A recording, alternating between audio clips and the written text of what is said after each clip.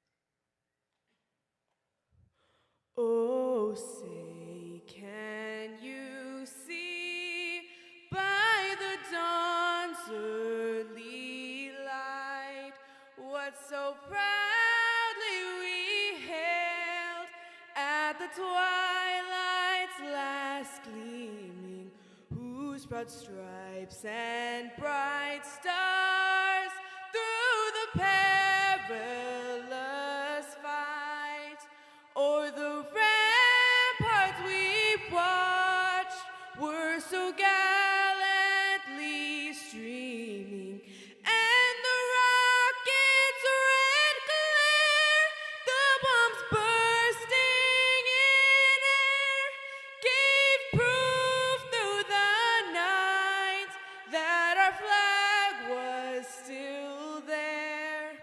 Oh, say does that star-spangled banner yet wave o'er the land of the free and the home of the brave?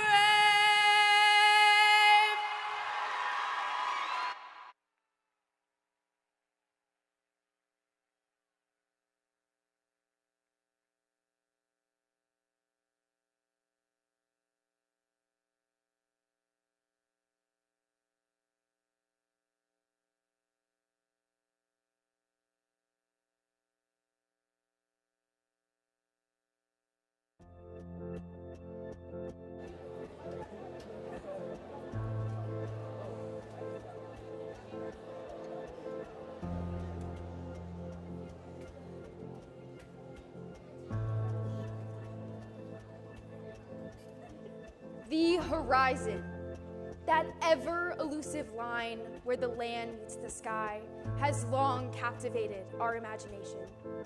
It symbolizes the edge of our known world, the boundary beyond which lies the uncharted territories of possibility and potential. But let me ask you this: what lies beyond the horizon? Early agriculturalists spent every waking moment on their livelihoods. They engaged in the meticulous practice of tilling the soil and planting each seed by hand, laying the foundation for agricultural cultivation as we know it today. Armed with rudimentary tools, they worked the land with precision and care.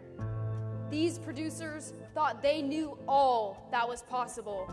They thought they had discovered their horizon.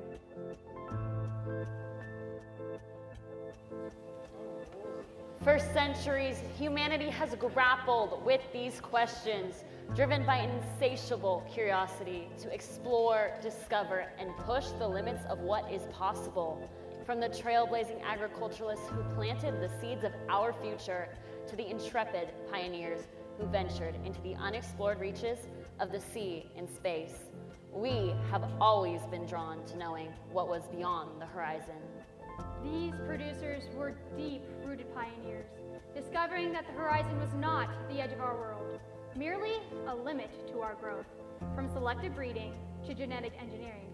Manual harvesting to mechanized combines, traditional irrigation to automated drip systems. In their relentless pursuit for growth and innovation, they created the industry that we know today. In their enduring pursuit for advancement, they forever changed our perspective of the horizon. They saw that change was on the horizon.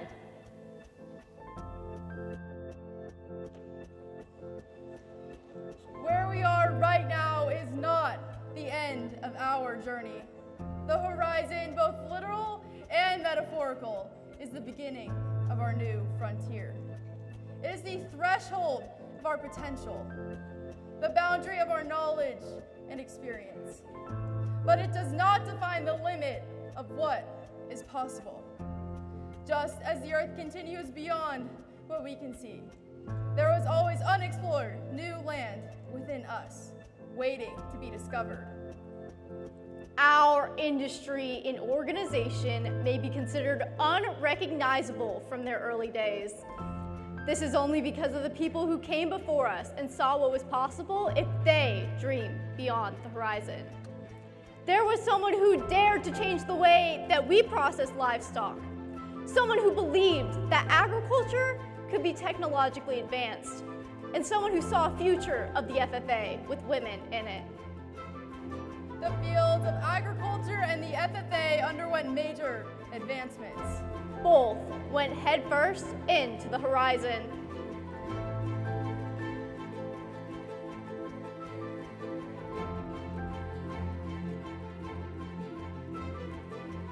At times, we find ourselves at the edge of a familiar landscape, having completed projects and achieved goals that once seemed so distant on the horizon. In these moments, we are presented with a choice. Do we remain content with the confines of our past achievements, or do we summon the courage to embark on a new journey, to explore the unexplored paths that lie beyond our horizons? But what if we could break free of these self-imposed boundaries? What if we could cast away from these preconceived notions of what is possible and instead embrace a mindset of limitless possibilities? What might we discover? What heights may we reach?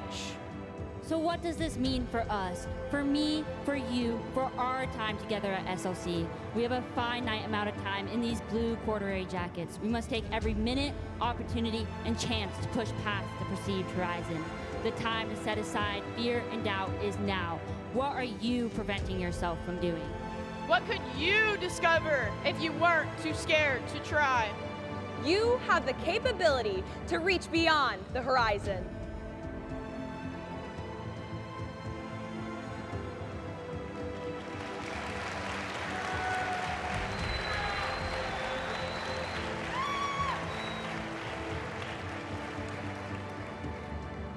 Arizona FFA, the decision is in your hands. Follow us. Beyond the horizon!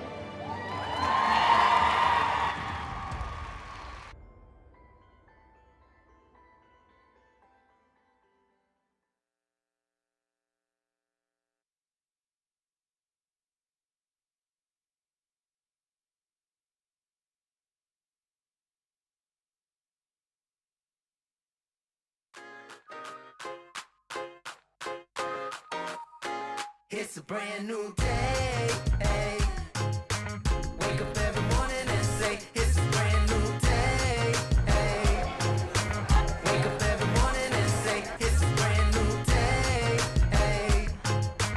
Wake up every morning and say, it's a brand new day. Hey. Wake up every morning and say, okay, 'cause if you got some lemons, make some lemonade. Yeah, taste those clouds away. It's a brand new day. It's a brand new day, it's a brand new day, brand new day, hey.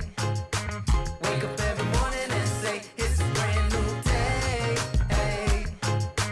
Wake up every morning and say, it's a brand new day, hey. Wake up every morning and say, it's a brand new day, hey. Wake up every morning and say, it's a brand new day, hey. Take a good day, make it great. When I say let it, you say it together. Cut it! Cut it! Cut it!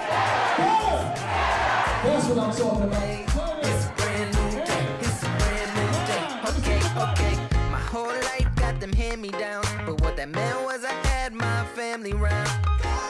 And sometimes I can't help but frown. Then I remember what I meant for. It's so simple, I just say, gotta just celebrate. It's gonna be A-okay. Life's too short to waste away. One step at a time's all it takes, okay. It's a brand new day, hey.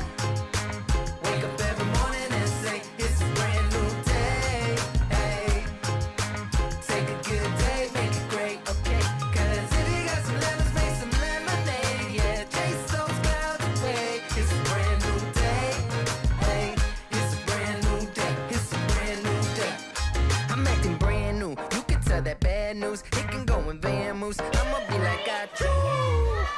I'm allergic to a bad mood, ayy. Okay, let me ask you, if you got a smile on your face, raise your hands up, ayy. That's the mantra, so get up off your feet, go ahead, stand up.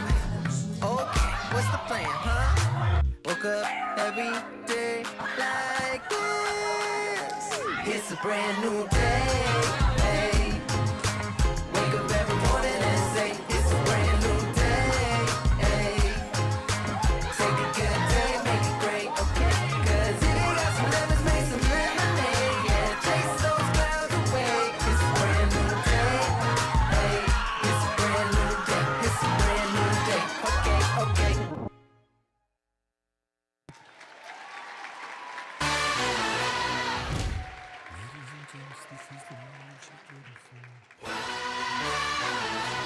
Ladies and gentlemen, Arizona FFA members and guests, get on your feet and join me in welcoming your 2023-2024 Arizona FFA State Officer Team!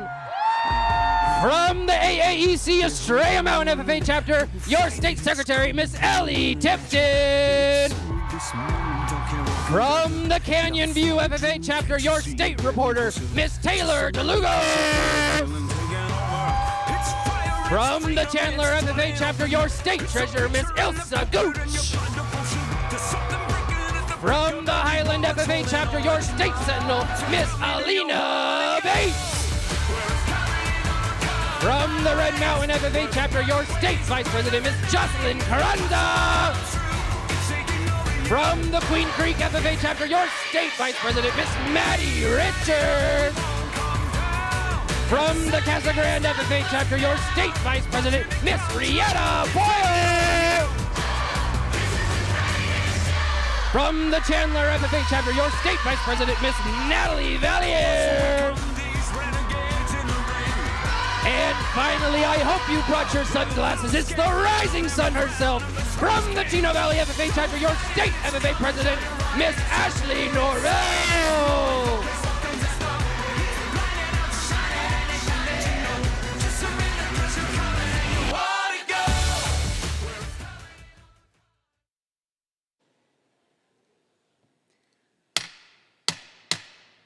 The auditorium will come to order. We are about to hold the first general session of the 95th Annual Arizona FFA State Leadership Conference.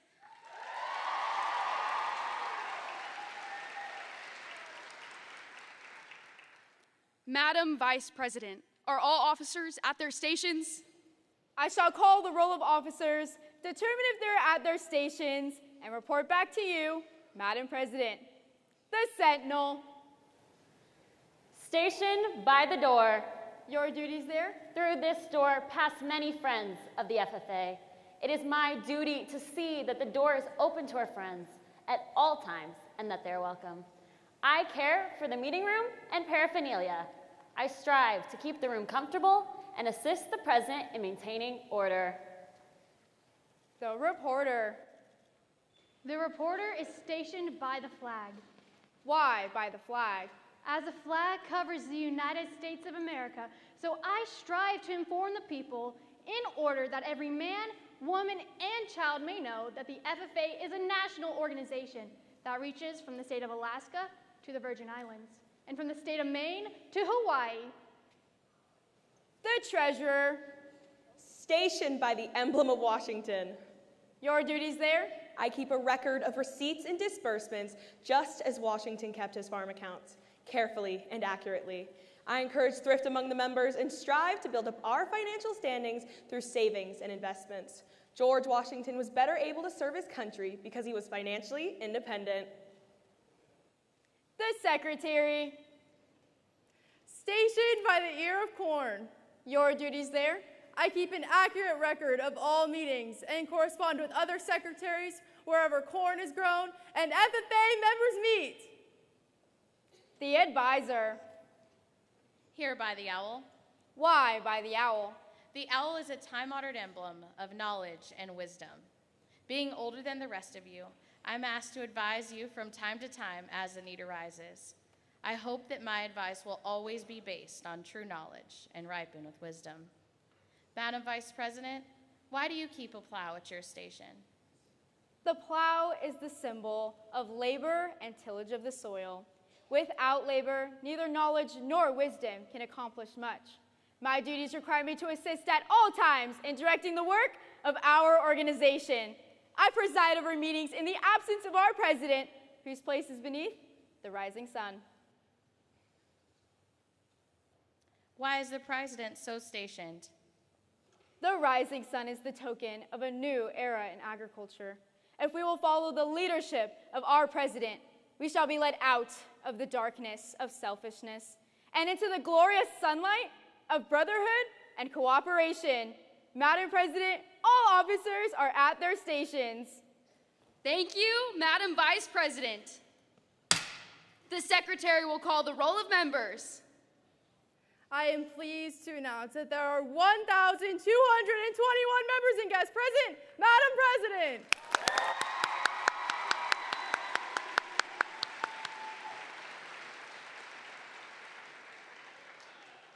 Thank you. FFA members, why are we here? To practice brotherhood, honor agricultural opportunities and responsibilities, and develop those qualities of leadership which an FFA member should possess. May we accomplish our purposes.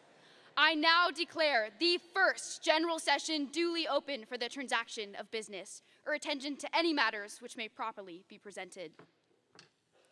Welcome to the beautiful campus of the University of Arizona. On behalf of the 2023-2024 State FFA Officer Team, the Arizona Department of Education, the University of Arizona, and the College of Agriculture, Life, and Environmental Sciences, I extend a sincere welcome to all of you. We are thrilled to have you here with us for the first general session of the 95th Annual Arizona FFA State Leadership Conference.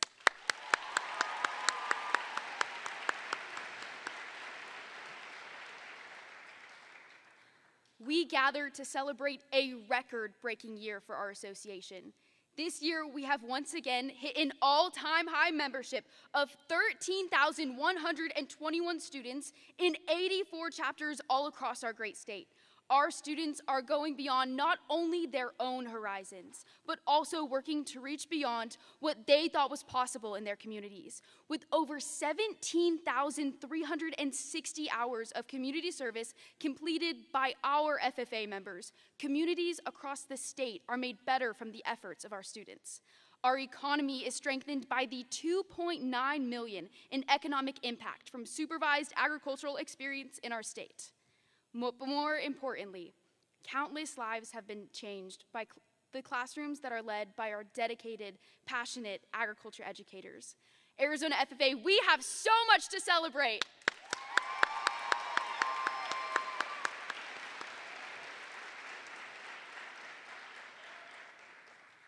How exciting is it that we get to spend the next 3 days together?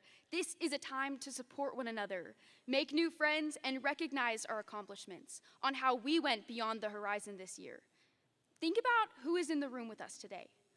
Not only do we have FFA members from across the state, we are also joined by dedicated alumni, generous sponsors, ag teachers, parents, friends, past state officers, and even guests from across the country.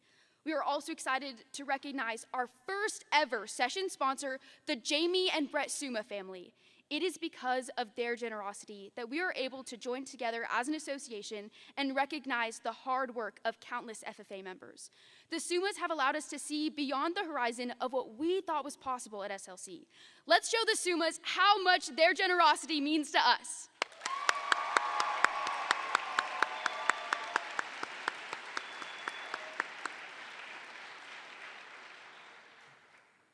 It is my pleasure to introduce to you and welcome to the stage my co-chair for the opening session. This girl is always down for an adventure. From hiking through snow in forests in Flagstaff to spontaneously singing Picture to Burn in karaoke, she is down for anything. She is the definition of resilience and strength and brings excitement and positivity wherever she goes. Put your hands together for my friend and your very own State Vice President, Jocelyn Carranza. Everybody, let's get into it. Get stoked, get it started, get it started, get it started. Let's get it started. Let's get it started in here. Let's get it started. Let's get it started in here. Let's get it started. Let's get it started in here. Throughout this year, our state officer team has been given the incredible opportunity to visit FFA chapters across Arizona. We have met so many different students, all the way from Fredonia, Arizona, all the way down to Rio Rico, Arizona. One chapter in particular that has truly emerged this year is the Miami FFA chapter.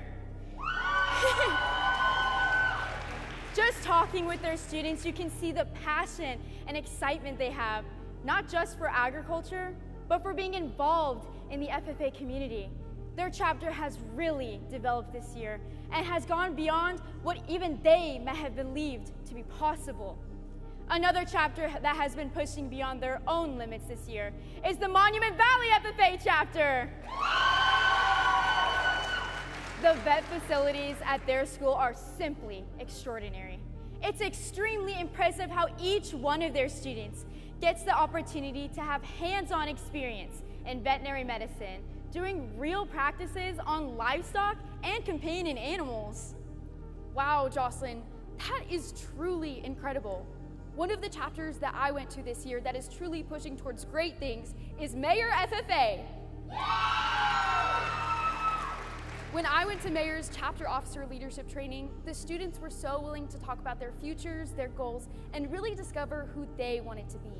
I was so inspired by their desire to grow, their positive energy, and their great community. Another chapter that had that same great community was Coconino FFA. Can you believe that this is only their very first year as a chapter? We got to see them discover that they had endless opportunities to make a positive impact not only on the agriculture industry, but also on their high school and the entire community in Flagstaff. These chapters, like so many others this year, are doing a phenomenal job at really discovering the great things they can accomplish. I couldn't agree more. We really did meet some inspiring students this year. They really discovered their horizons when they set goals for themselves. But in the end, they surpassed them altogether. Hey, Jocelyn, I got a question. Yeah, what's up? When you say that these chapters have discovered their horizon, what do you mean by the word horizon? When I think of a horizon, I think of that line where the Earth's surface meets the sky, where the sun rises from and where it sets to and makes day become night. That line that allows such beautiful colors to be cast across the evening sky. Well, Ashley, you are right about what a literal horizon is. But when I think of the word horizon, I think of the place as far as your eyes can see. That is where you set your sights, so that you can materialize your goals and chase after them. But what I and many other students have realized this year is that although your horizon is what you perceive to be the furthest point you can shoot for, you can always push further and achieve more than you ever could have imagined. Oh, that makes so much sense. Well, I know that each one of us can discover our horizons by realizing what is most important to us and allowing that to drive our goals. We must know where it is we want to go and the actions we must take to get there. So let's ask ourselves, where are we going? What is most important to us? What are we striving for? And are we taking actions away from that direction or into it? I know it can be challenging at times. And trust me, there will be obstacles. But all it takes is that first step. And with that effort, there is no limit to what you can achieve. In this session, we will meet many people who are discovering their horizons. We will hear greetings from some amazing friends of Arizona FFA. We will find out who our state star greenhand is. We will meet the 2024-2025 state officer candidates, and we will hear the motivating words of State Secretary Ellie Tipton in her session theme. We will also reveal our national and superior chapters, announce the conduct of chapter meeting state winner, listen to the inspiring words of our state vice president, Natalie Valier, and her session theme, and finally, we will find out who will lead us in the upcoming year as the 2024-2025 Arizona FFA State President.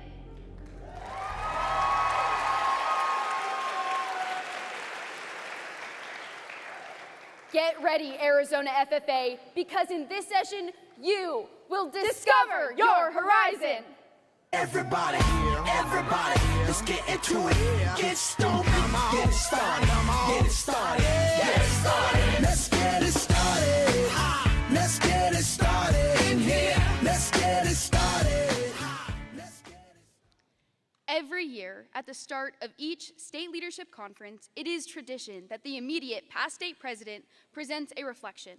However, this year, our past state president, Mr. Caden Zimmerman, is currently serving on a mission in Idaho. While he can't be here in person, I'd like you all to turn your attention to the screen to watch a reflection he has sent us for this conference. Let us now consider with reverence who we are and where we are today. We are not a product of circumstance. We are a product of choice and example. Take a moment to reflect on those who have gone before us, who have set an example for us to follow. If they are with us today supporting us, or have recently passed on to a better place, it is now our opportunity, our joy, and our honor to follow their example and to be the people that they wanted us to be. This organization is rooted in charity, integrity, and individuals striving to go beyond the horizon. It is my testimony that this organization is made up of the individuals that I have just described. E.M. Tiffany once said, "We believe in the life that is earnest and the purpose that is high." It is not only my personal belief, but it is my knowledge that the youth in this organization will lead this nation into a higher, holier, and a more beautiful tomorrow.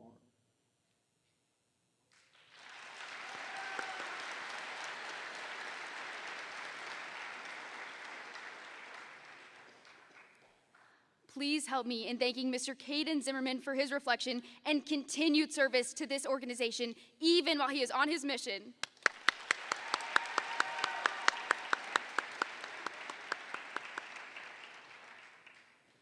For many, the most iconic symbol of the FFA are our trusty blue corduroy jackets. It is the only jacket that keeps you hot in the summer and cold in the winter, but nevertheless, it is the most prized possession of an FFA member. While many of us are currently wearing the jacket, others in the audience have long since zipped up their jacket for the final time. However, they still see the impact the jacket has on their lives every single day. This weekend, we will hear students share what the jacket means to them and present them each with their very own FFA jacket.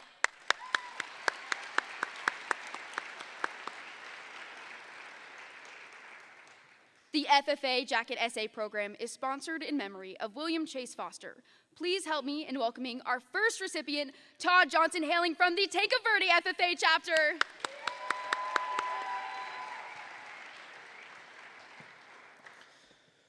In the world of agriculture and leadership, there's one iconic symbol that stands out among the rest, the FFA jacket. To many, it is not just a symbol of clothing, it is a badge of honor, a symbol of dedication and a pathway to endless possibilities and opportunities. As an FFA member and student, I am passionate about agriculture and the opportunities it brings.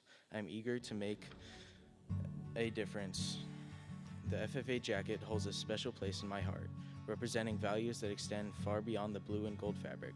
When I put on my jacket, I stand a little taller, knowing that I'm a part of an organization that values integrity, hard work, and service. Whether I'm representing my chapter at a state or national convention, the FFA jacket serves as a beacon of pride and hope, reminding me of the incredible possibilities and opportunities that lie ahead.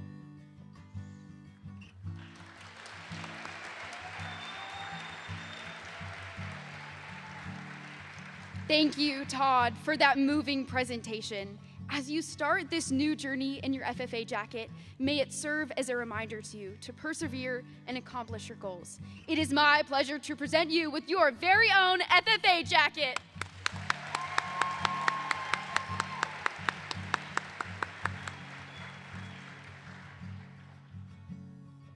I would now like to call upon Ms. Jocelyn Carranza to introduce our special guest for this session.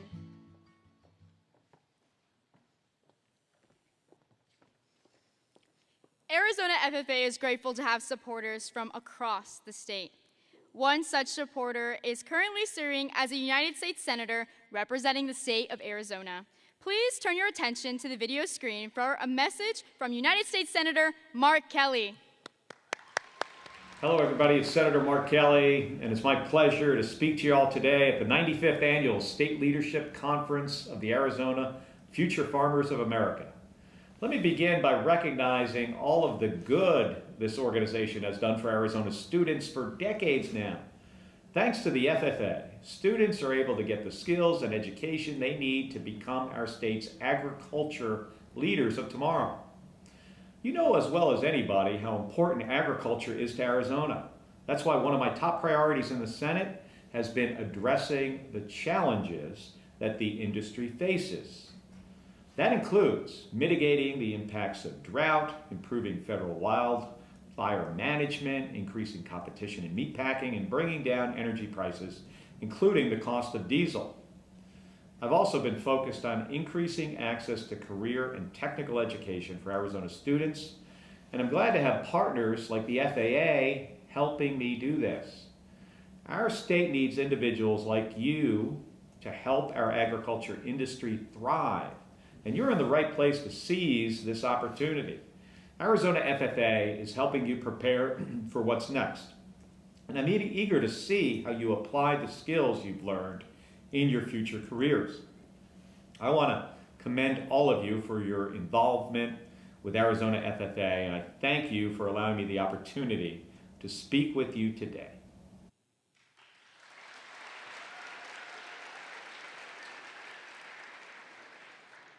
Thank you, Senator Kelly, for your support of Arizona FFA.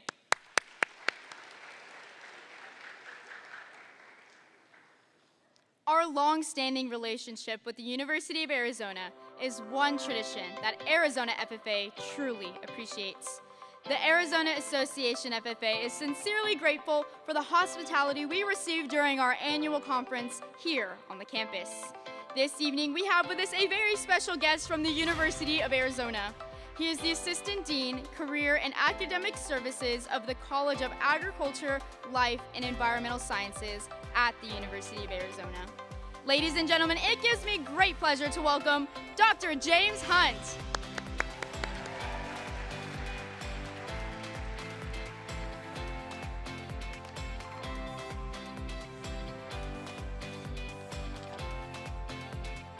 First and foremost, good evening to you all. As was said, I am Dr. James Hunt. I am the Interim Associate Dean for Career and Academic Services in the College of Ag, Life, and Environmental Sciences. We're going to call it CALES. I run out of breath trying to say all those words at once. On behalf of our Dean, Shane Burgess, and Dr. Robert Robbins, the President of the University, I'm honored to welcome you to our beautiful campus. Congratulations to all of you participating in this impressive conference. And special congratulations go to those of you who will receive proficiency awards at this conference as well. The state conference is a time where we can celebrate the achievements of our individuals, our chapters, and the state as a whole. As a college, Kales has a strong tradition of helping to host this event. And the annual FFA State Leadership Conference at this school comes to an end. We are hoping that you will be with us to provide you an opportunity as members to engage in valuable activities. The conference provides students the chance to participate in professional workshops, general sessions, and to compete in various leadership development events, LDEs. I'm learning a lot from Dr. Torres, by the way. These activities will set you apart from your peers and help you prepare for higher education and the workplace. Throughout this conference, you will have a chance to showcase your talents by doing events that include prepared and extemporaneous public speaking. I'm doing prepared tonight, if you can't tell. Ag marketing, ag issues, ag sales, ag communications, parliamentary procedures, and the Ag Science Fair, and many other things. Be sure to make the most of these opportunities and develop these new skills, and enjoy attending the different activities during the conference. As members of FFA, the data suggest that you are more likely than your peers to be college ready. The research data also suggests that students who engage in career and technical education while in high school can lead to improved student achievement in high school and in college, as well as in their future career. Dr. Torres provided me some data for this. One of the things we know is students who are involved in CTE are more likely to complete high school, more likely to engage in secondary education, more likely to be employed, and more likely to have higher wages post-graduation. They are more likely to develop essential skills for employment, and more likely to be able to support at-risk students. And finally, CTE education is related to an increase in equity for education for all. That's an impressive thing that you engage in. Your participation here can also help you develop professional skills that will serve you in your future careers. The skills you have a chance to develop at this conference hit at the core of what employers tell us they need most from future employees. We call these the soft skills, or skills that go beyond technical knowledge. These include communication, teamwork, leadership skills, and the ability to critically think about information. The technical world is rapidly changing. Developing skills that allow you to be think critically, adapt to change, and communicate about these shifts will be essential. For example, changes in our water resources will require the ability to develop precision planting and advanced irrigation systems, as well as the skills to develop plants that are able to thrive with less water. How you use data, how you adapt, and how you think about problems such as these will be essential skills in your future. We know that emerging technologies are changing the face of food, agriculture, and the environment, and they are transforming industry as a whole. Some of the key innovations some of you may engage in as you move forward include things such as vertical farming, growth in vertical structures such as skyscrapers and railway cars that allows us to garden in controlled environments in urban areas, reducing emissions and reducing transportation costs. Precision agriculture using GPS and IoT devices, data analytics to plant our crops and administer water, fertilizer, and pesticides when needed most. Gene editing, the ability to use techniques such as CRISPR to create precise modifications in the genes of our plants and animal genomes that will lead to improved crop resilience, higher yields, and better nutritional profiles. Cellular agriculture, the ability to grow from cells as opposed to plants or animals. This is used in things such as lab-grown meat and dairy. And finally, biodegradable packaging. We are at a cusp of innovation in packaging materials where we can derive them from agricultural products and biodegradable polymers that will allow us to reduce pollution. As a father of young children, that is one that hits very dear to my heart.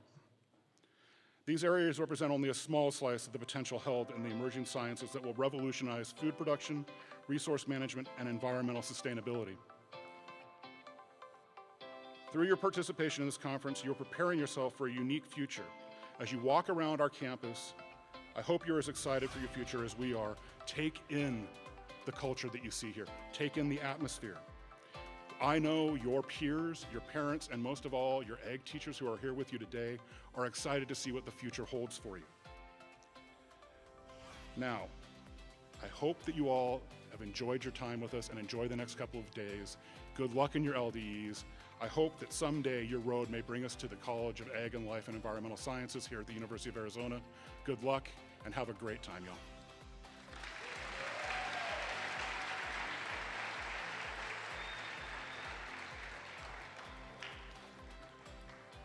Thank you, Dr. Hunt. We look forward to continuing our shared traditions for many years to come. Please accept this gift as a token of our appreciation.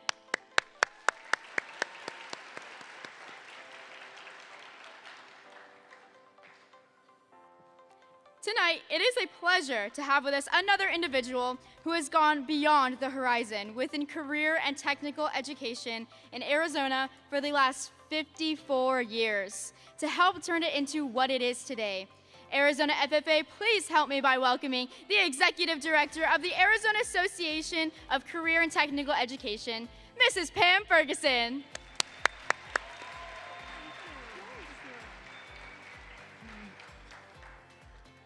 I just love to be here, and thank you so much for inviting me. You know, I get to come as part of my job, but I get to come because I really care. As the Executive Director for the Association of Career and Technical Education, we try very hard to support all our CTSOs, and I can't thank you enough for letting me come for so many years to welcome you and say thank you. You know, our association is comprised of 3,000 teachers, counselors, administrators, industry people, and post-secondary educators. And all of these folks are part of the state association, as well as, did you know, after you complete your CTSO and in college, you'd get to join that one. But after you're through with that part of your life, we certainly do encourage and welcome you to join our association. The theme of our summer conference is really fun for me. It's called The Power of Storytelling. Can you imagine all the great stories we're going to have at the summer conference this year? When I think of FFA, your teachers and advisors have been right with you and have created and written your stories with you. Your story will reflect how you built your success for a strong future. And when I think of this, I cannot tell you the joy I have as that large number you gave, of all those years of where I got to meet a lot of you as students because I knew your parents. Your parents were very proud of you. And then the next thing I hear, I'm seeing you as our teachers. Can you believe that? And can I say congratulations? And would you clap for yourself?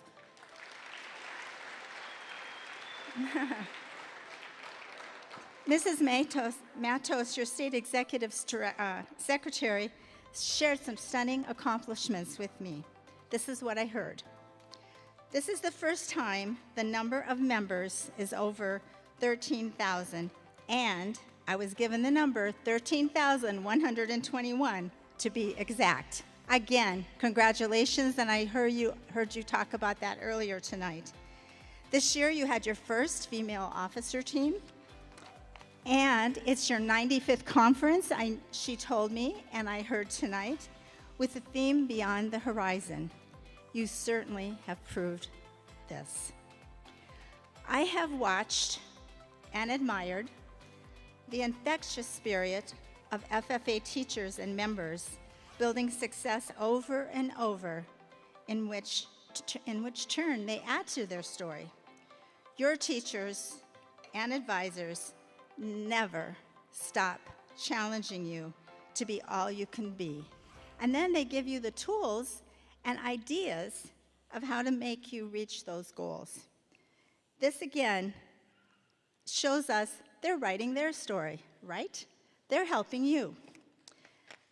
We are rightfully proud of your achievements and know without a doubt that you are the key dimension to the future of career technical education. Don't you just love all the news articles we see and hear today about how important career and technical education is so vital, important, and necessary to our economy, and you're doing it. You know, you signal to the country who you are and what you know and what you stand for. And agriculture education, we know, we've seen, we've witnessed, is the catalyst for keeping our economy and our country strong. You will be empowered by your intelligence, your values, and your empowering personal commitment to be all you can be. Isn't it a wonderful thing to think about what you've accomplished in the last several years being part of this association, you know, the FFA group? You should be proud.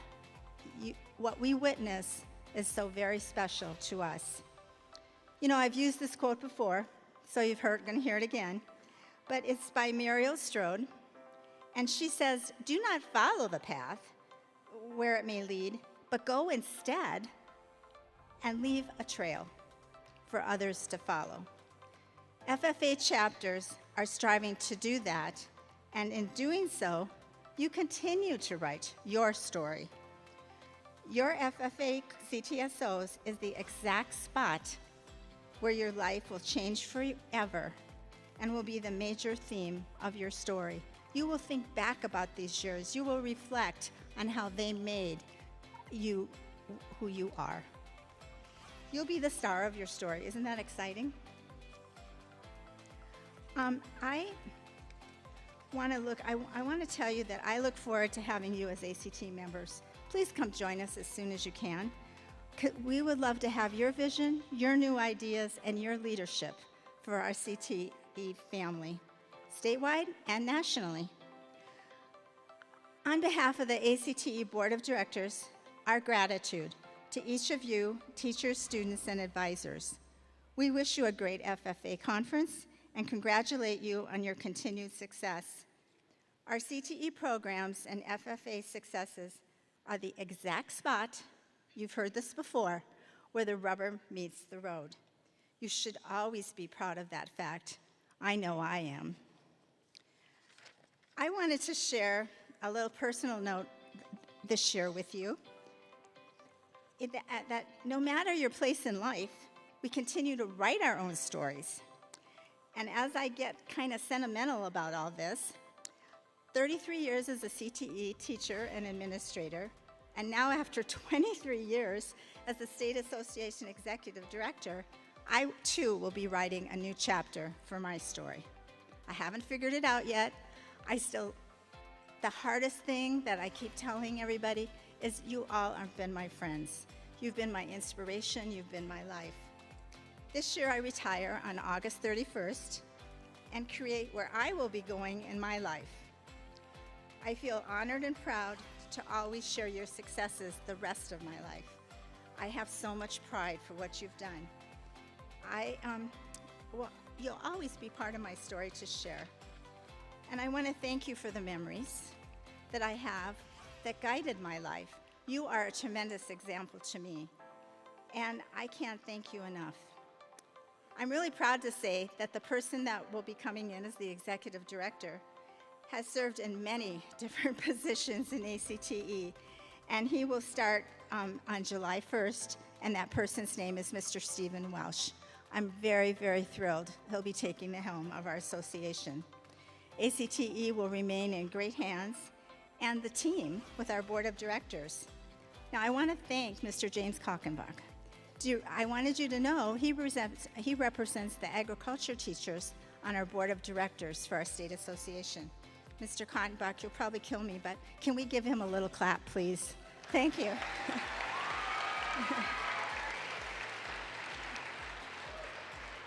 Your story, and this is true, I've known you for many years. I've watched you do all these leadership things in our state, but your story is truly one steeped in contributions. And I personally want to say thank you on behalf of our association, but I think they just thanked you too. So students and teachers, continue to write your story. It will inspire many to enrich their lives. And may I say to you, may you all continue to receive blessings, and please share your story with others. You will make a difference in their lives. I'd like you to just take a moment. You don't have to get up, but I want to stand here and hear you applaud yourself. Give yourself a round of applause, please.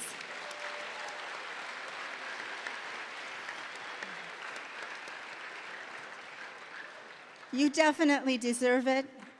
We're all so proud of you, all the adults in your life, all your friends. You make a difference, and may you continue to get the blessings that you so deserve. Thank you so very much. So happy to be here, and keep doing what you're doing.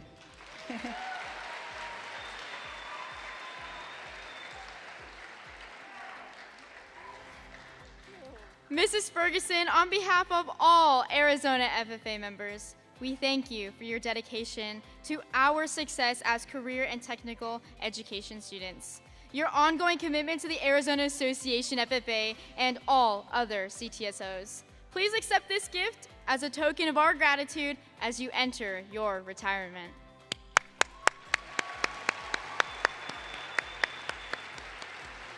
Thank you so much. We're honored to have you.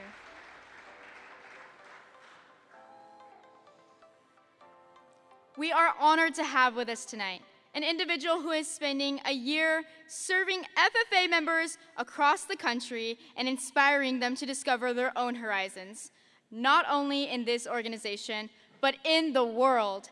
Join me in welcoming our National FFA Central Region Vice President, Mr. Canyon Huntington.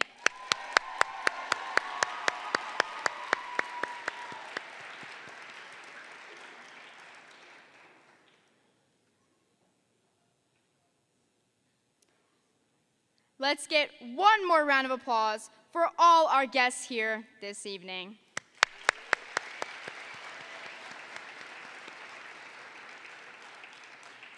I would now like to call Miss Ashley Norville back to the podium to announce the very first award of the 2024 State Leadership Conference.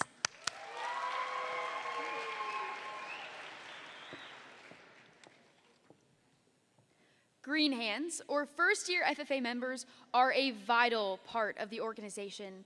They are discovering their horizons both in and out of the FFA. It is fitting that the first award recognized at the State Leadership Conference highlights those freshman FFA members. When a strong foundation is established in the first year of membership, FFA members are better able to develop into vibrant leaders that will go above and beyond in the FFA, agriculture, and our nation. The Star Greenhand Award honors those greenhands who have strong goals and potential for development in their supervised agriculture experience and leadership abilities. At this time, we're excited to show a video of the 2024 State Star Greenhand finalists.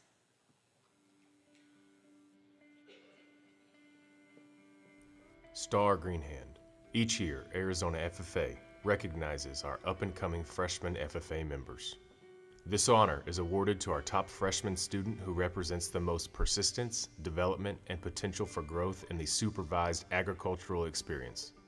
The sponsors of this award are Mr. Eric Wick and Coronation Peak Ranches. Now it's time to meet this year's candidates. Anya Allred is from the Tombstone FFA chapter where she is responsible for taking care of her mare. She is preparing her mare to be bred in the spring and to take care of the foal afterwards. Anya's mare is a Wilbur Cruz Spanish Barb, of which only 40 breeding mares are left in the world. She and her family consider themselves stewards of the breed. She uses her mare for ranch work, rodeo royalty, and barrel racing.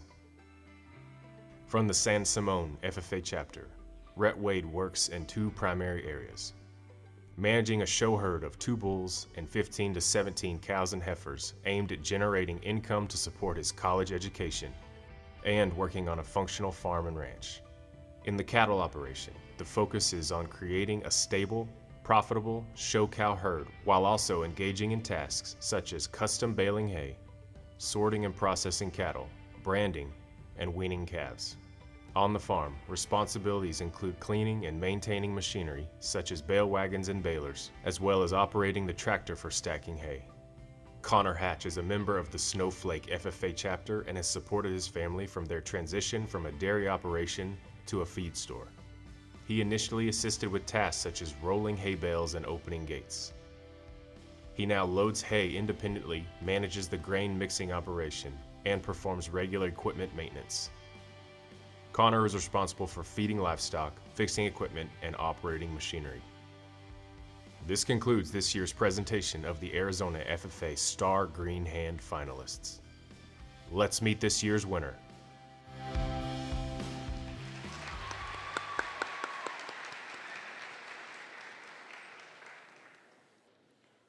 The Star Greenhand Awards are sponsored on the state level by Coronation Peak Ranches Incorporated and Mr. Eric Wick, past state officer. Joining me on stage to present the plaques of this year's Greenhand finalists is State Secretary Ellie Tipton, representing our sponsor for this award. Your finalists are Anya Aldred from the Tombstone FFA, advisor Miss Presley Rush, and parents Mr. and Mrs. Marty and Angie Aldred. Connor Hatch from the Snowflake FFA chapter, advisors Mr. Logan Forbes and Mr. Kevin Bergen, parents Mr. and Mrs. Logan and Candace Hatch. And finally, Rhett Wade from the San Simone FFA chapter, advisor Mr. Mike Zamudio, and parents Mr. and Mrs. Clayton and Carrie Wade. Now for this year's Star Greenhand of Arizona.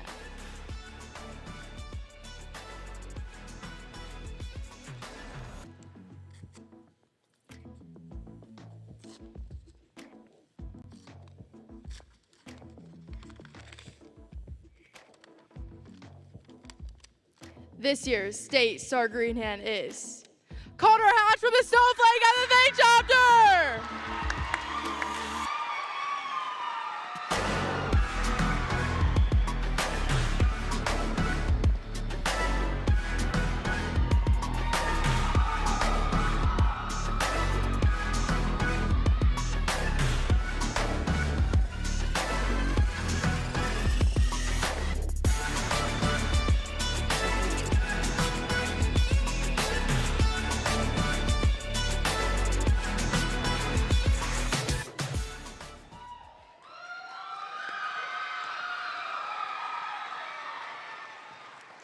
Congratulations to our 2024 State Star Greenhand. We look forward to seeing how you will continue to grow your SAE and continue to go beyond the horizon in our state association for years to come.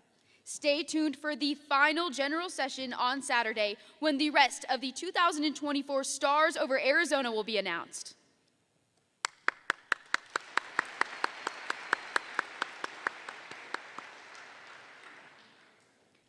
It is my pleasure to introduce a student who truly exemplifies the idea of going beyond the horizon. Clarissa Meza is a student from Yuma Catholic FFA chapter. Clarissa says, leadership is not only about making yourself better, but primarily about contributing to the success of others. She is a passionate leader who wants to create opportunities for herself and others to grow. It is my pleasure to know that Clarissa will be one of the students representing Arizona this year at the Washington Leadership Conference in our nation's capital. Washington, D.C. is a city filled with tradition and history. Each summer, over 2,300 FFA members from across the United States attend the Washington Leadership Conference for a week of intense leadership development, service, and sightseeing. We hope that you enjoy the conference and create lasting memories there. The winner will receive lodging and registration expenses to the Washington Leadership Conference. In order to win this scholarship, one must apply and turn in an application by March 1st. Let's give our recipient one more big round of applause.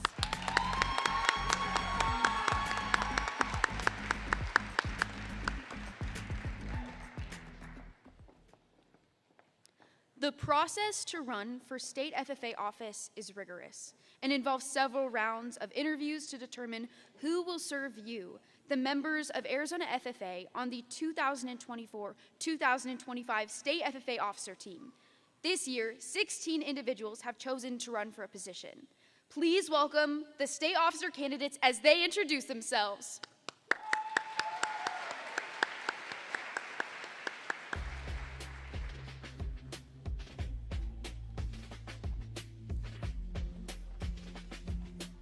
I'm Tyler Resch, and I'm from Campo Verde High School. Hey y'all, I'm Ryan Martinez from the Cibola FFA chapter. Hi, my name is Victoria Gonzalez, and I'm with the AAEC Estrella Mountain FFA chapter. Hello everyone, I'm Isabella, and I'm from the Coolidge FFA chapter.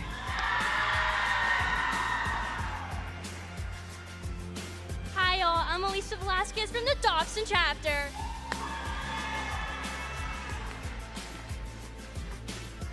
Hello everybody, my name is Azalea Harvey from the Maya Valley FFA chapter.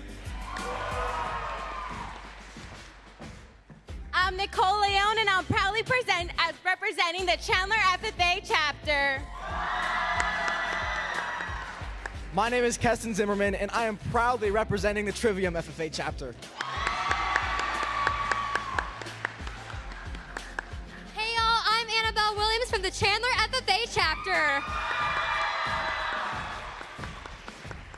Hi, my name is Catherine Johnson, and I'm proudly representing the Canyon View FFA chapter.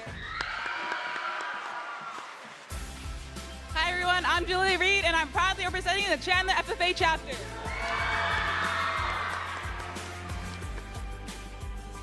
I'm Tyler Valley, and I'm from the AAEC Prescott Valley FFA chapter. I am Ari Carroll, and I am representing the Winslow FFA chapter.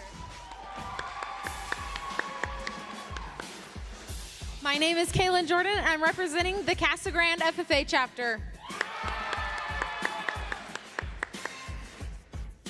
I'm Samuel Frazier, coming from the Elfrida FFA chapter.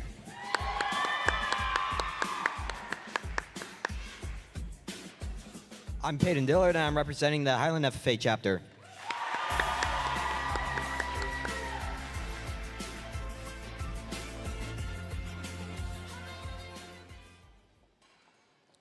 Let's give our state officer candidates one more round of applause and wish them the best of luck.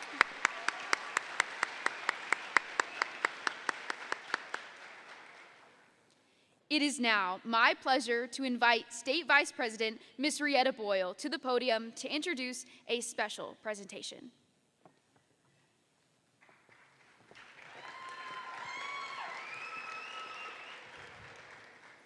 It is my honor to introduce a special presentation. This next girl is someone that I've spent many hours with, screaming "Dinosaur" by Hank Williams Jr. at the top of our lungs and eating way too many snacks on many of our drives. I 100% believe that you can give her any task and she will put in her all. She is one of the most considerate, understanding, and selfless people that I know. Arizona FFA, I'm pleased to announce your State Vice President from the Chandler FFA chapter, Natalie Valliere, with her session theme entitled Failing Forward.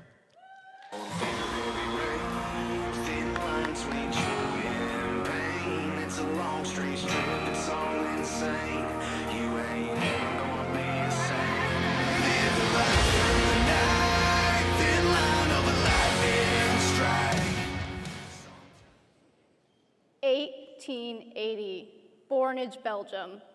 A 27-year-old preacher was laid off from his work at the church, only to decide that his future lay in the art of painting, a decision that would eventually seem to be a mistake.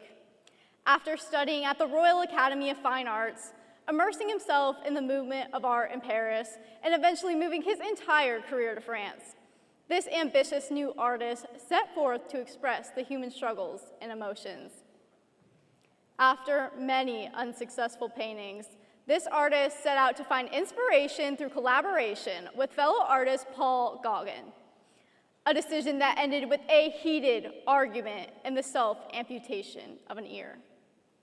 Defeat after defeat, struggling with extreme turmoil and mental health challenges, this artist voluntarily admitted himself into an asylum in 1889, where he continued to practice his passion for painting before committing suicide in 1890.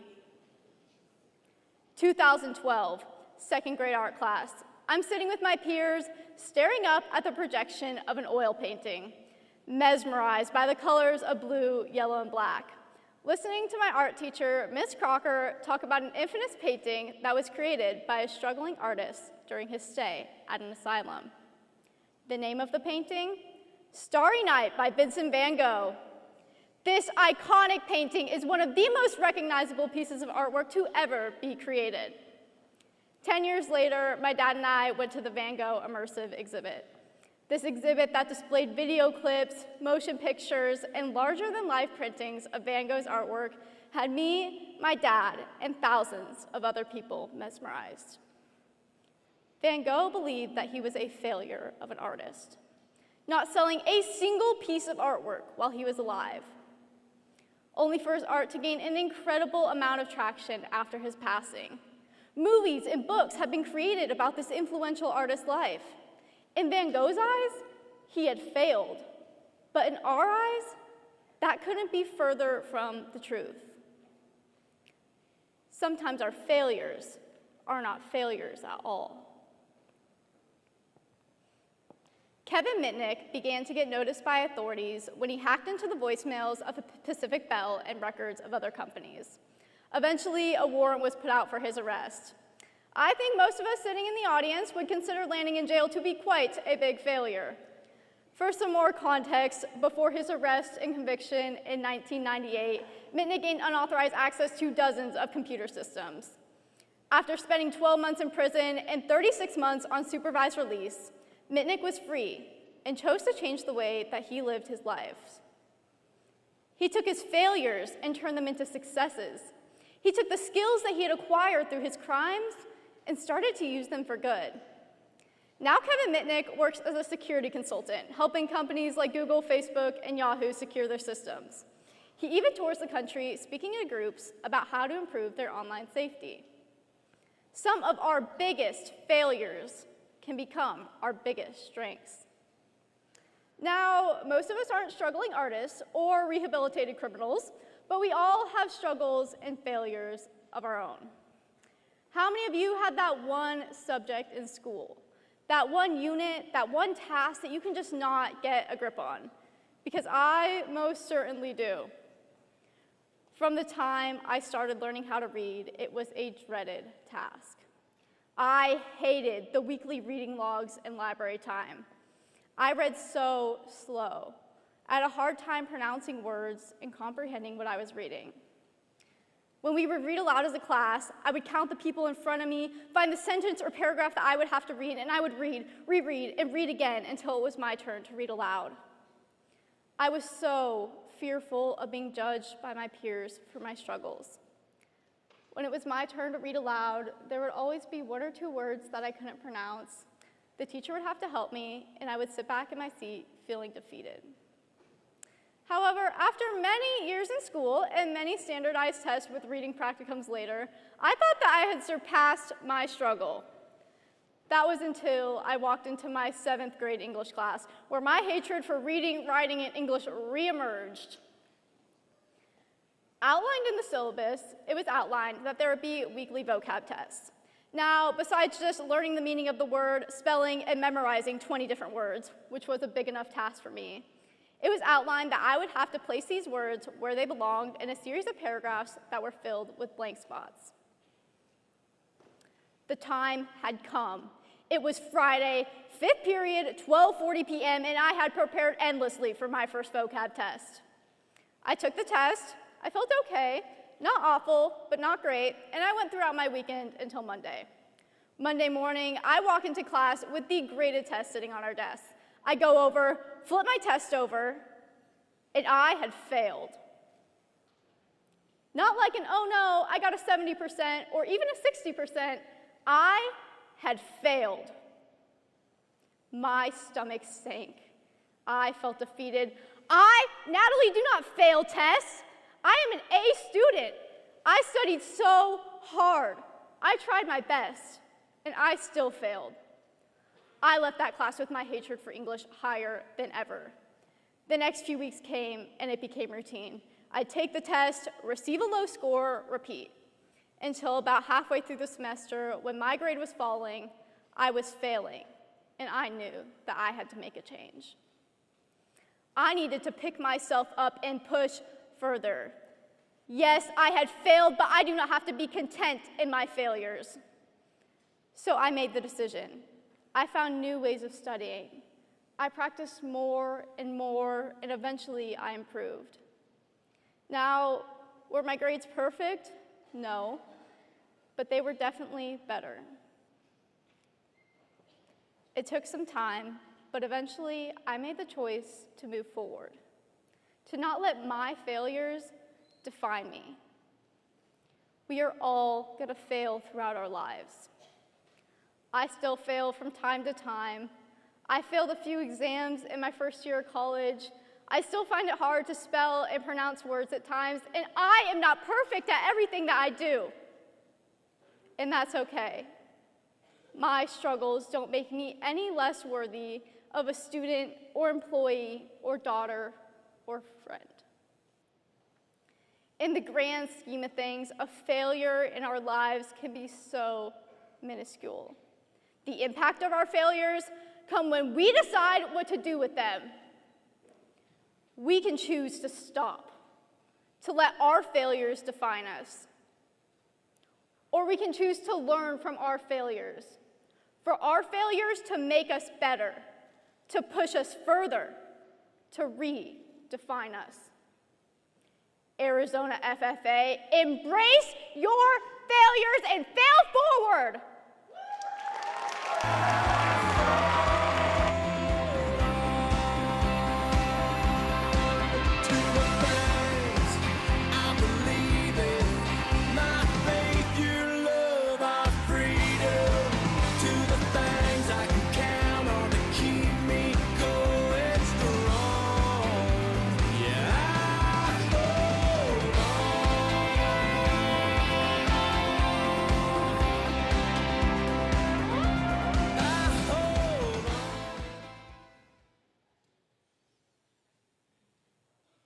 Natalie, thank you for teaching us how to embrace our failures and how to fail forward, that our biggest failures can turn into our biggest strengths. We have made countless memories this year, and I have gained one of my very best friends. Thank you for teaching me how to embrace every little moment. I'm so excited to see what your future holds. It is my honor to present you with your retiring plaque. Arizona FFA, your 2023-2024 State Vice President.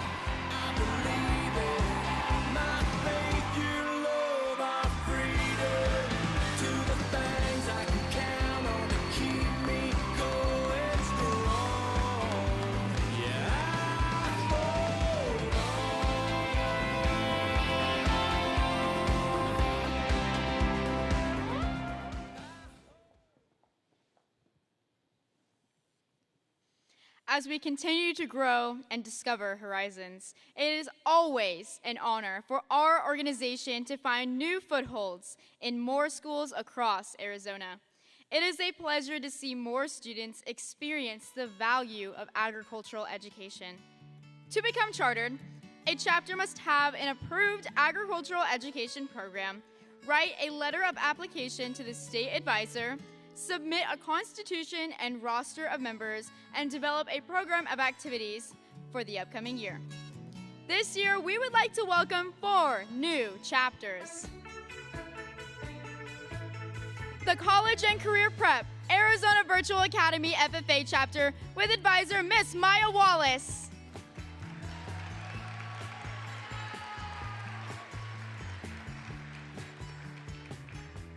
The Verde Tech FFA chapter with advisor Mr. Richard Dambrom.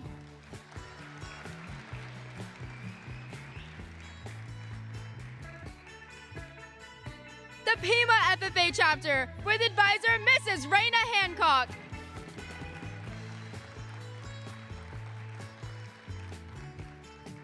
The Coconino FFA chapter with advisor Miss Alicia McKee.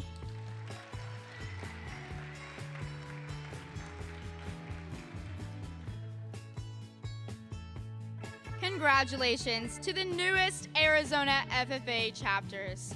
We are excited to see all that you will accomplish as a chapter, and we know you will have remarkable experiences together.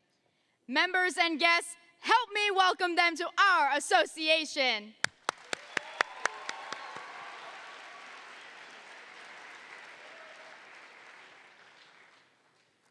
We just recognized some remarkable chapters that are beginning to discover their place in our organization.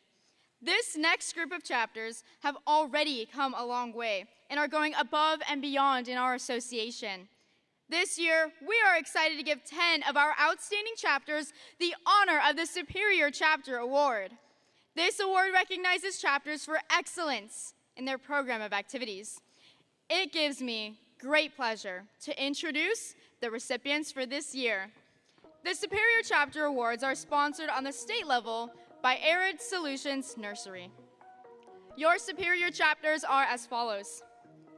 The Camp Verde FFA chapter with advisor Mrs. Christy Mulcair.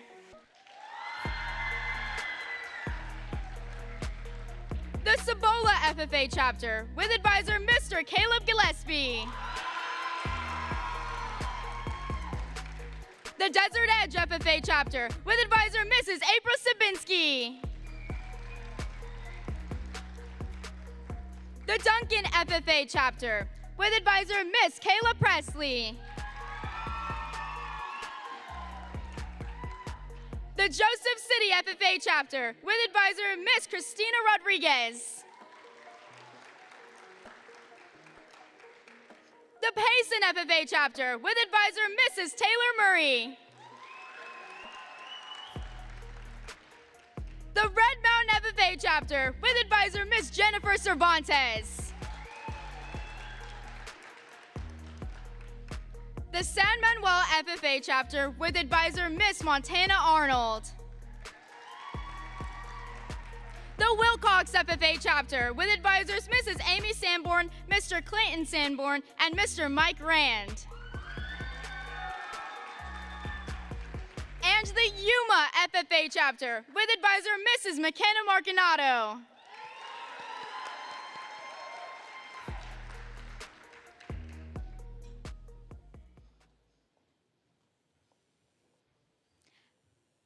An innovative and complete program of activities is essential for growing leaders, building communities, and strengthening agriculture through agricultural education. The National Chapter Award seeks to commend outstanding FFA chapters for excellence in their program of activities. Tonight, we will recognize 20 outstanding Arizona FFA chapters, including the 8 gold-ranked chapters, who will represent Arizona in the National Chapter Contest at the National FFA Convention and Expo in October. In addition, our gold chapters will compete tomorrow morning for the coveted title of Arizona FFA's Chapter of the Year.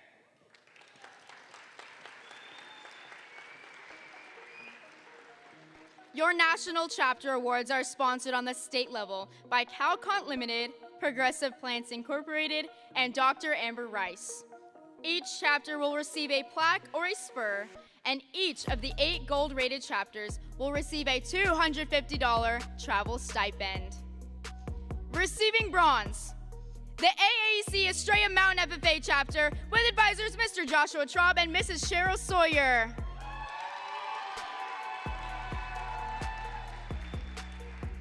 The AAEC Prescott Valley FFA chapter with advisors Mr. Robin Davis, Mr. Monty Soto, and Miss Kate Russo.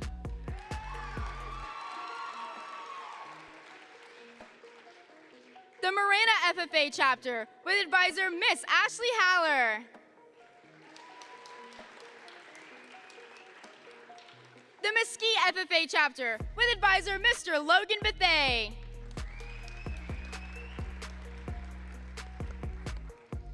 Receiving silver, the Benson FFA chapter with advisor Miss Jessica Zamudio. The Campo Verde FFA chapter with advisor Mr. Jake Dillard. The Chandler FFA chapter with advisors Mrs. Carrie Williams, Mr. A.G. Ariwata, and Miss Riley Lewis. The Cienega FFA chapter with advisors Miss Sarah McNall and Miss Casey Larios. The Gilbert FFA chapter with advisors Mr. Casey Farnsworth, Mr. Ken Johnson, and Miss Corey Dorsey. The Peoria FFA chapter with advisors Mr. Jared Bicolis, Mr. James Kaltenbach, and Mr. Kevin Norris. The Tanque Verde FFA chapter with advisor Mr. Craig Ball. And the Trivium FFA chapter with advisor Mrs. Tammy Zimmerman.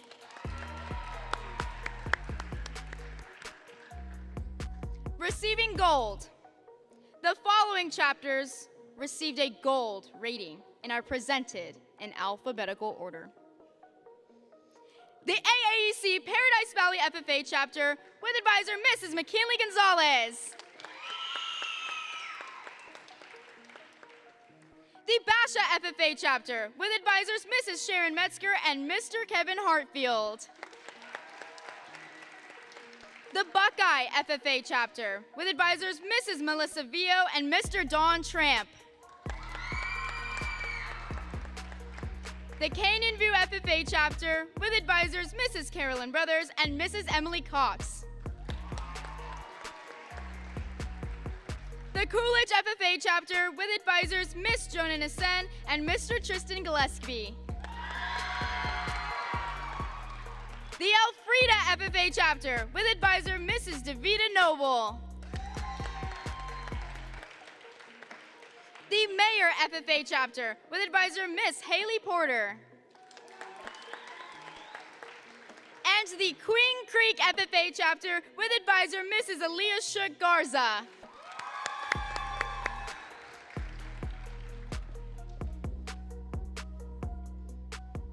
Congratulations again to every member of the national chapters that we just recognized. It is out of those 8 chapters that one will be named the esteemed Arizona FFA's Chapter of the Year Award on Saturday. Be sure to wish them all luck. And now, it's time for our first mid-session challenge.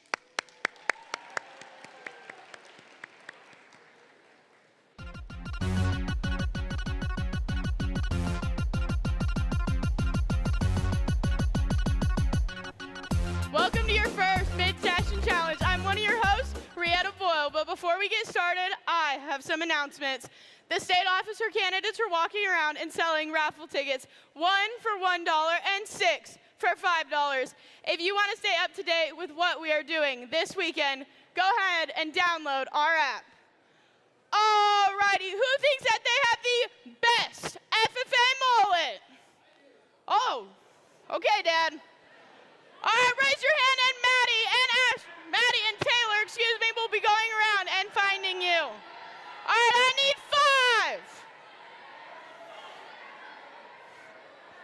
I need 5. Ooh. I don't know. All right, quickly. All right, come on. All right. All right, stand right here for me. Perfect. I need you to face your mullet backwards. Thank you. All right, quickly. Put a pep in your step. Thank you very much. All right, face your mullet towards the crowd. Thank you. All right, quick. All right, come here. This is way more than 5. All righty. All right, face your mullet towards the crowd. Come down here. All right, you gotta take your hat off. Oh, thank you. All righty, how this is going to work is we are going to play a song.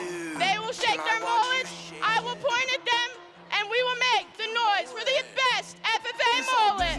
All righty, go ahead. All right, make some noise.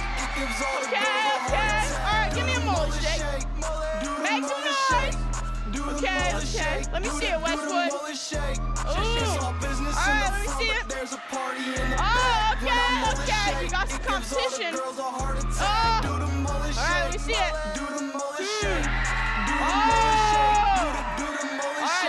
Trivium. Do not touch it, do not pull it unless you want to. Alrighty, I believe your winner is Wilcox FFA. They be watching me. I just do the mullet shake to shake these. Alright, go ahead and head off the stage for me. Alrighty, this was your mid-session challenge. Alrighty, this was your mid-session challenge with me, Rietta Boyle, and I will see you back in session 3.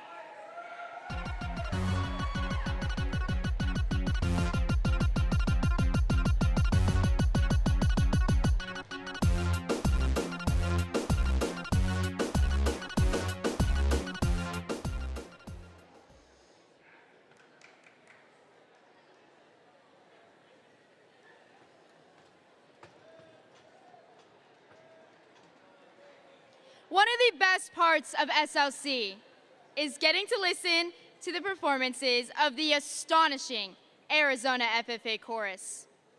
This year, we're excited to have them back again for their best performances yet. Mrs. Argueta, the chorus director, has combed the state in search of the very best voices from our FFA members, and we really think she has outdone herself once again.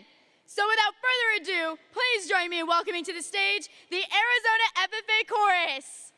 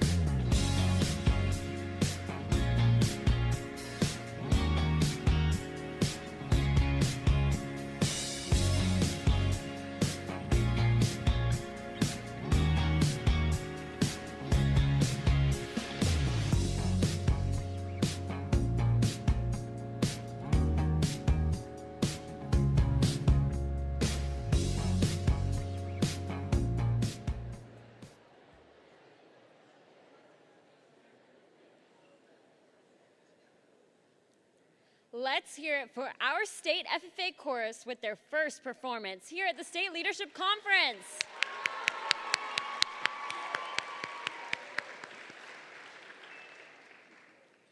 It is my honor to introduce a special presentation.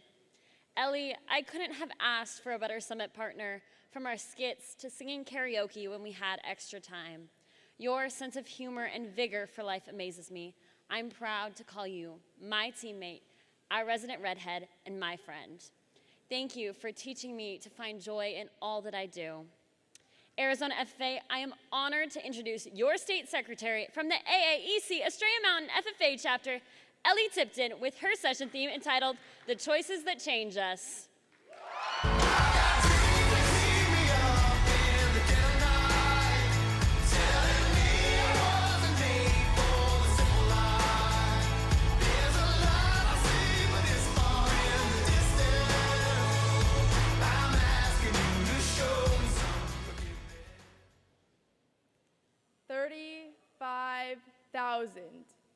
$35,000 choices.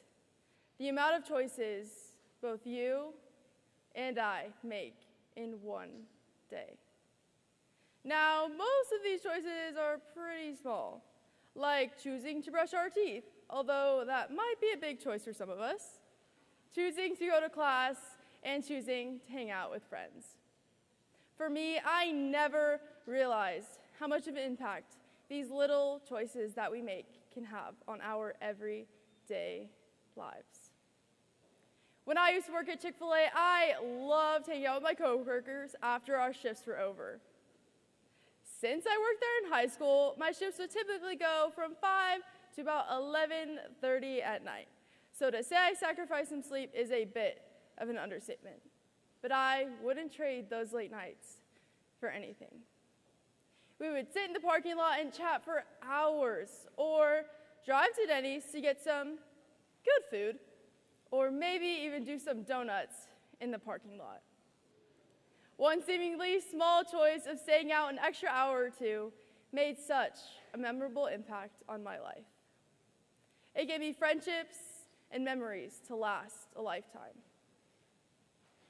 We make choices because we like to be in control of our lives. Only we can choose the kind of person we want to be, the kind of experiences we want to take advantage of, and the kind of life we want to live. One of the longest friendships I have is with my friend Serene. Now, Serene and I have known each other since 6th grade. We met through church, went to high school together, and were even in FFA together. There is something very unique about Serene, and that is the fact that I don't think that girl has a single mean bone in her body. In addition to being my biggest cheerleader, she is one of the nicest people I've ever met. When I think back to freshman year, I remember we both had competed in the Creed speaking competition at the Arizona National Livestock Show. And boy, do I remember being so incredibly nervous. It was my first time presenting the Creed outside of our chapter. It was also Serene's first time presenting the Creed outside of a chapter event. But Serene, instead of taking her prep time to practice herself, she took her time to help me practice and to help ease my nerves. While I did not win anything at that contest, I gained something much more powerful. Serene had shown me the true meaning of kindness. To be kind, we don't have to make any big or grand gestures. It is simply a choice. This year, I have seen many FFA members choose kindness, but one instance in particular comes to mind.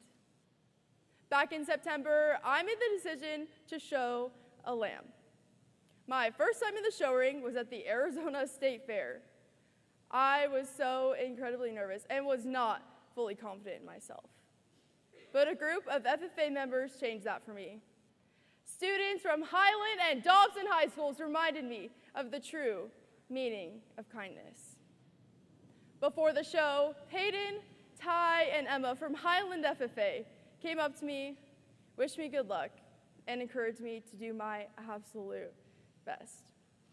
After the show, they even made it a point to shake my hand and offer me a huge congratulations. In addition, Catelyn, Aurora, Jasmine, and Elisa from Dobson FFA offered me so much encouragement. They even snapped some pictures of me while I was in the ring and sent them to me afterwards. My heart had never been filled with kindness more than it was in this moment. Now, this instance may not seem monumental, but at the time, it was exactly what I needed. Think about a time when someone was kind to you when you needed it most. They may not have known what you were going through, that you were struggling, or may not even have known who you were, but they still chose to show kindness. An encouraging word or a helping hand is something so small, but can mean the world to someone who needs it. Be like Serene, who habitually chooses to be kind, or be like those FFA members who saw an opportunity to show kindness and took it. When we choose kindness, we are choosing to be in control of how we act and react to those around us.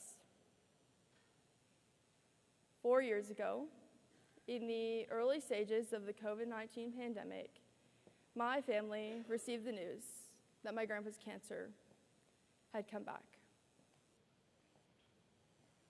Hearing this was definitely difficult, but having fought cancer off before, we were hopeful that he had it in him to do it again. But as the time went on, after his diagnosis, he was losing his strength and kept going in and out of the hospital. And in January of 2020, my grandpa lost his battle with cancer. Typically, when we hear that a family member's health is declining, we take it pretty seriously. But I didn't look up from my phone long enough to realize the reality of the situation. And when I finally did look up, it was too late. In today's world, we often value other things over our relationships. What's something that you value more than your relationships? Your phone? Your schedule? Your favorite Netflix show? It used to be my phone, but now it's my schedule that I hold above my relationships, especially those relationships with family. Back in March, I realized that I hadn't seen my aunt since Christmas, and we live less than an hour away from each other. So I texted her, asking her what she was up to, and she offered to take me out to lunch. I was hesitant at first because I'd been scheduled to work in the office that day, but I said yes regardless. Spending an hour or two with my aunt is more valuable than any office work I could have completed that day. I chose to live in the moment and sacrifice my schedule for my relationships, something I wish I would have done for my grandpa. We only get so much time here on earth. Why not make the most of it? Take advantage of opportunities that present themselves to you. You have a chance to go get ice cream with your siblings. Take it. Your friends are going on a road trip and they invite you. Go with them. Your family is sitting down to eat dinner together. Eat with them. I encourage all of you to never ask why. Just say, why not? The present moment is one of the only things we can control. Take advantage of that and choose to live in the moment. When I think of the word bold, one movie in particular comes to mind. The Greatest Showman. Now, I don't know what was so captivating about this movie. Maybe it was the music, or maybe it's because Zac Efron and Hugh Jackman played the main characters. All jokes aside, The Greatest Showman is an incredible example of what it means to be bold. By definition, being bold is showing the ability to take risks, to be confident and courageous. Being bold isn't choosing coconut Red Bull when you normally choose regular. It is something much more than that. Hugh Jackman, who plays P.T. Barnum, is a bold guy. Now, Barnum grew up pretty poor and pretty alone. While working for a trading company, he tries to make ends meet for his family until his boss announces that the company is shutting down, leaving Barnum and his family at a loss. Grasping at straws, Barnum is racking his brain for ideas on how to keep him and his family afloat. So, he takes a risk. He gets a loan from a bank and buys a building. This building begins as a museum filled with the most peculiar objects, and society harshly rejects this idea. Absolutely determined to make something out of himself, Barnum begins to recruit individuals who've been outcasted by society to join him in his new business, the Barnum and Bailey Circus. While his first show was a success, he had people who despised his idea of a circus, especially because of the freaks who premiered in the acts. His circus building is even lit on fire by a group of people who hated what he was doing. But through all the setbacks, financial loss, and bad press, P.T. Barnum chose to be bold. By choosing not only to be bold, but to be kind and to live in the moment, P.T. Barnum created not only one of the most successful show business operations of his time, but he was also able to provide a new life for his family. Because of his bold choices, he lived a life he genuinely enjoyed. P.T. Barnum knew that in order to get what he wanted out of life, he had to muster up some courage and take some pretty big risks, like taking out loans and associating with freaks. Whether we realize it or not, we also take pretty big risks in our own lives. Whether it's risking a good night's sleep to finish an assignment for school, or taking a risk by saying yes to a new adventure, or by confidently believing in something that goes against societal norms. When we take risks, it is crucial to be confident in that choice, because to be bold, we must be confident. Taking positive risks for something that makes us happy or for something that we believe in helps us to be bold in taking control of our own lives. We all make choices, specifically 35,000 choices today, and we will continue making choices for the rest of our lives. We choose to do well in school. We choose to excel in sports or in our jobs. We choose to zip up the blue corduroy jacket. What else will you choose? Will you choose to be kind, to live in the moment, to be bold? Now, nobody is going to be there every day to remind you to make these choices, but this jacket will always stay with you as a reminder. So, how will you choose to live your life? Arizona FFA members, these are the choices that will change us! We have had the time of our lives, and now the pages turn, the stories we will write. We have had the time of our lives, and I will not forget the faces left behind. It's hard to walk away from the teaching us to be bold with our choices and not to take them for granted. The risks you choose to take will allow you to go so far. I'm excited to see how you will change the world with the choices that you make every day. I'm honored to present you with your retiring plaque. Arizona FFA, your 2023-2024 State Secretary, Miss Ellie Shipton. Pages turn, the stories we write.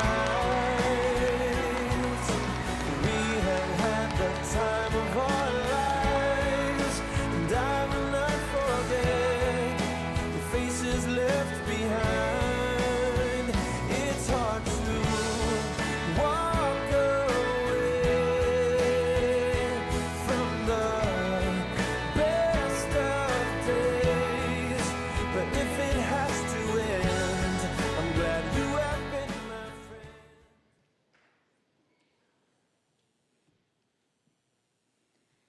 Earlier today, state officer candidates have been selling raffle tickets that are $1 each or 6 for $5.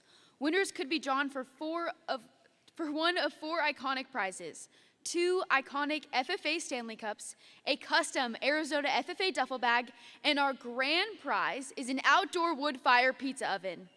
We will raffle off an item at each session. But the cool part is that even if you win, the fun doesn't stop there. Your ticket will be put back in the bucket for a chance to win again. You will still have a shot at the grand prize pizza oven, which will be drawn this Saturday during the 4th and final general session. We'd like to announce the first winner this evening, and I would like to call Maddie Richards to the podium to present the raffle. Okay, your winner is 703637. Congratulations.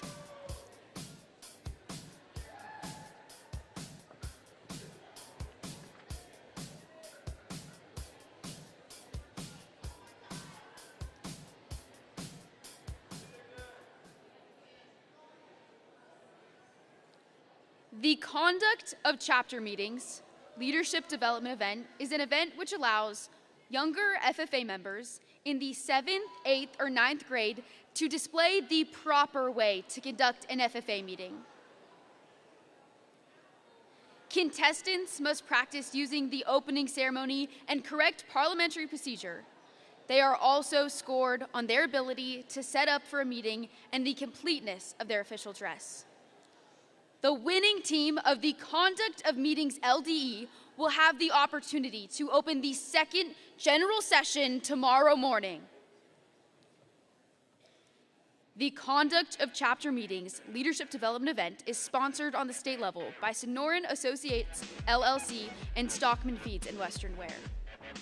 Will the 2024 state-winning Conduct of Meetings team and their advisor please join me on stage? Let's congratulate the winning team, the Chandler A team!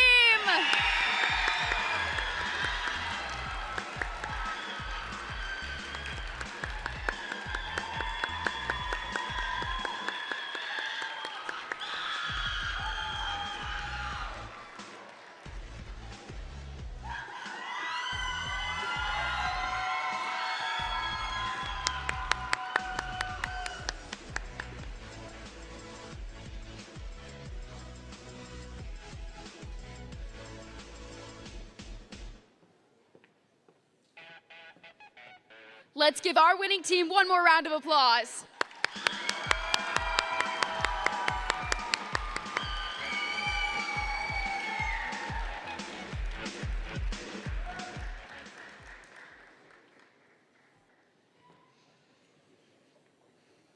Earlier this week, the candidates for state FFA office were interviewed, evaluated by the state FFA nominating committee, and were voted upon by the delegates.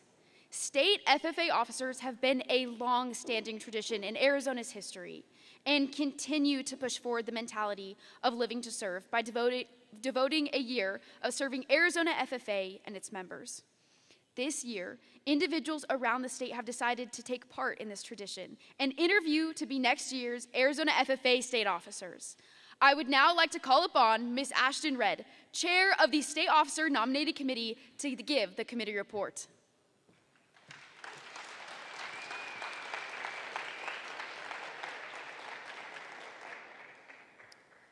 The 2024 Arizona Association FFA Nominating Committee met on Monday, June 3rd, and has since interviewed 16 candidates for state FFA office. The 2024 Nominating Committee included Dawson Rice of the Mingus Union FFA chapter, Kimberly Till, AAEC Estrella Mountain, Sawyer Thompson from the Wilcox FFA chapter, Neil Roberts, Florence FFA, Grace Mann from the Red Mountain FFA chapter, Natalie Jones, Queen Creek FFA, Wyatt Bacon from Cibola, Mr. Bryce Clough, past state officer, Mrs. Annalie Hall, past state officer, Mr. Hunter Robertson, past state officer, Miss Ashton Redd, past state officer and chair, and Dr. Mirage Wallace, committee advisor. With the delegate votes in and counted, I am pleased to announce that we have a new state FFA president for the 2024-2025 term. As per tradition, Miss Ashley Norville, the current state FFA president, will have the honor of announcing her successor. Ladies and gentlemen, I am pleased to announce your 2024-2025 state president, Mr. Tyler Valley from the AAC President Valley chapter.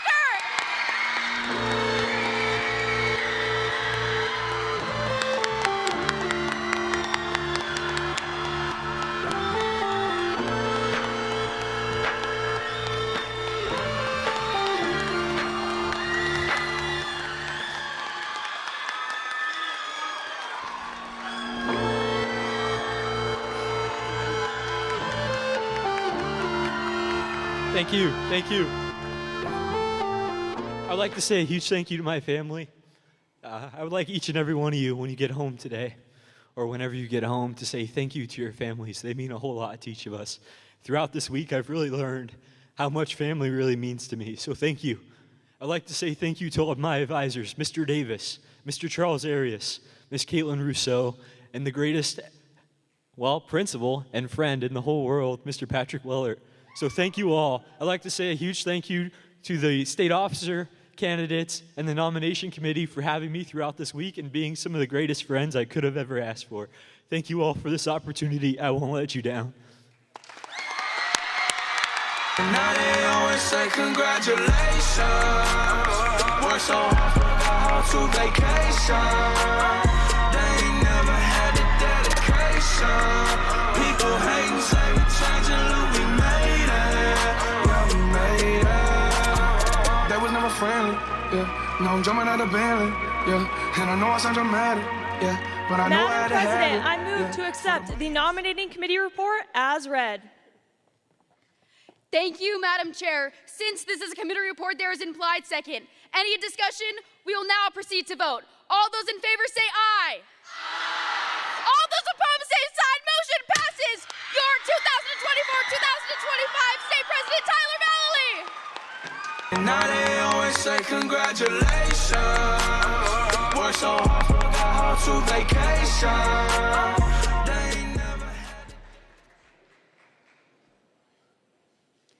Of all the traditions for which the FFA is known, possibly the most distinctive is a tradition of dedication to continuous growth.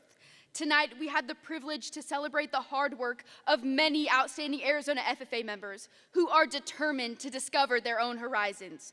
We were honored to recognize our distinguished guests and talented members. We were inspired by 2 session themes by State Secretary Ellie Tipton and State Vice President Natalie Valliere. And we just met the person who will be leading us into the next year as the 2024-2025 State FFA President at this, the 95th Annual Arizona FFA State Leadership Conference. Let us be reminded that we are all capable of greatness and going beyond our horizon. Do not let a difficult beginning hold you back. Make your mark and discover your horizon. Madam Secretary, do you have a record of any further business which should now be transacted? I have no further business, but I do have some announcements. The conference dance will be held tonight in the Grand Ballroom at the Westin La Paloma, immediately following the session. DJ Freckles will be making an appearance. Please get your wristband from your advisor and remember to dress appropriately. All FFA members are expected to attend. The State FFA Leadership Camp will be held June 17th through the 21st, 2024. The cost to attend camp is $250 and spots are filling fast. Applications are still being accepted. Please see an Arizona FFA staff member or state officer for more information. Don't forget the state officer candidates are selling raffle tickets for the chance to win several prizes. Get yours today. Please remember that gum, food, and beverage items are not allowed in Centennial Hall. Thank you for your cooperation. The second general session will begin here tomorrow at 1:30 p.m., preceded by a pre-session program at 1 p.m. The state winning conduct of meetings LDE team is to report to the secretary station at the conclusion of this session. Students participating in tomorrow's day of service, please see the conference program for more details. Please arrive on time at 8 a.m. in the pavilion at the Westin La Paloma. Make sure to wear closed-toed shoes and have long hair tied back. Don't forget about the Goose Chase Challenge that will be happening throughout the conference. Make a team, take pictures, and earn points to win the annual Goose Chase Challenge. Thank you to everyone that visited the Career Fair today and participated in the College and Career Fair Challenge sponsored by the Arizona Agricultural Education FFA Foundation. The winner of the challenge was Emily Land from the Mingus Union FFA chapter.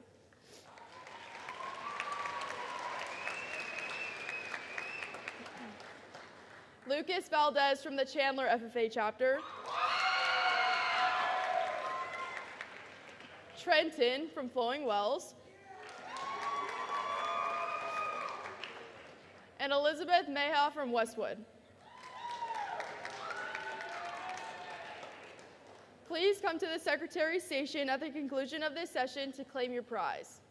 I have no further business, Madam President. Does any member know of any new or unfinished business which would properly come before this meeting? We are about to adjourn the first general session of the 95th Annual Arizona FFA State Leadership Conference. As we mingle with others, let us be diligent in labor, just in our dealings, courteous to everyone, and above all, honest and fair in the game of life. Fellow members and guests, please join me in a salute to our flag. I pledge allegiance to the flag of the United States of America and to the republic for which it stands, one nation, under God, indivisible, with liberty and justice for all. I now declare this session adjourned.